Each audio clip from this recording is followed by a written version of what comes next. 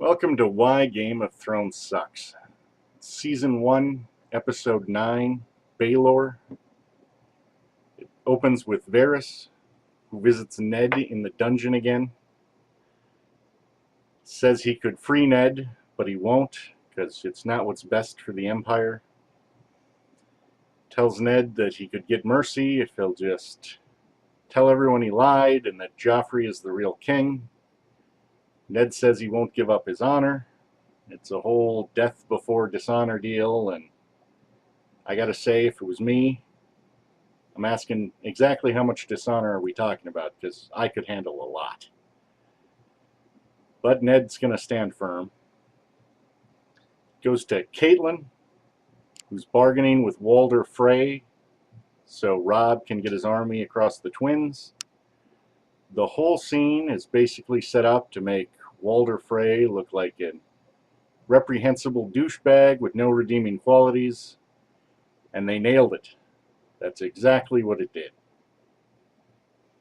Then we go to the Wall and Jon Snow. Lord Mormont is giving him his family sword.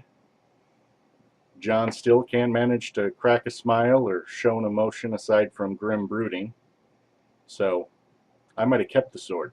Smile, you douchebag. And Sam tells Jon that Robb is going to war, and Jon really wants to go. Then we go back to Catelyn, who has shown up, successful, and tells Robb about the conditions, that Arya has to marry a Frey, and that Robb has to marry a Frey. Robb consents to this, but does not look very happy. Then right back to the Wall. They're just bouncing between the two places. Maybe hold on to one and let some stuff play out. I don't know. Where it's Maester Aemon lecturing Jon about honor and how he should stick with his oaths. Jon says Aemon doesn't understand, and Aemon drops the knowledge that he's a Targaryen and that he was here and held to his oath even though they slaughtered his entire family. Which was shocking, but generally kind of irrelevant. We go to Khal Drogo, who falls off of his horse, and Dany sends for the witch that almost certainly caused all of these problems in the first place, but Dany is stupid and does not realize that. We go to Tyrion and Tywin. Tywin is still an unrelenting dick. Tells Tyrion that he's going to be in the vanguard with the hill tribes. Tyrion is so upset about this that he has Bronn go get him a whore.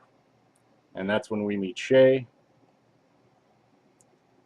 We go back to Dany, who's sitting with the delirious and dying Drogo.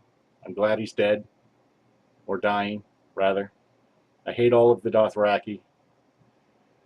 Jorah comes in, tells him he's dying and that we should all escape because these people are horrible savages and will probably kill us when Drogo dies. Dany says no. We must double down on the witch. The witch says I can do blood magic. Everyone says this is a really horrible idea. Dany, who's either even stupider than I thought or so in love she cannot see what is reasonable and what is just a frickin' terrible idea, says yes, go for it. They slaughter a horse. Dany immediately goes into labor. And then we go back to Tyrion, who's having a slumber party with Bronn and Shae. They're playing a drinking game. It all seems fun. And then Tyrion starts telling the story about his first wife and what a horrible, horrible man his father is and how his first wife was a whore. It's really kind of depressing. And then we wake up in the morning, they're going into battle. Tyrion gets knocked out immediately and misses the whole thing. That was actually kind of funny. Robb shows up with a captured Jaime Lannister.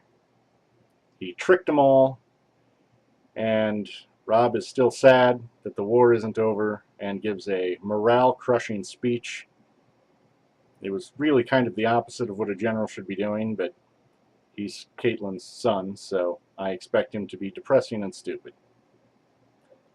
Then we go to King's Landing, where Arya kills a pigeon, tries to trade it for some food, and then watches her father get killed.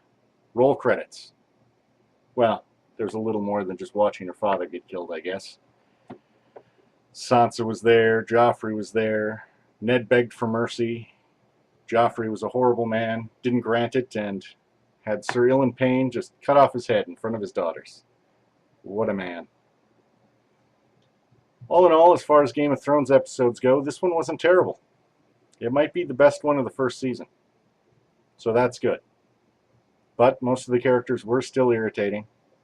I am begging for Catelyn Stark to die. This episode had no Bran, which was good, but he should also die. So many bad characters. So slow. Let's hope more episodes can be more like this.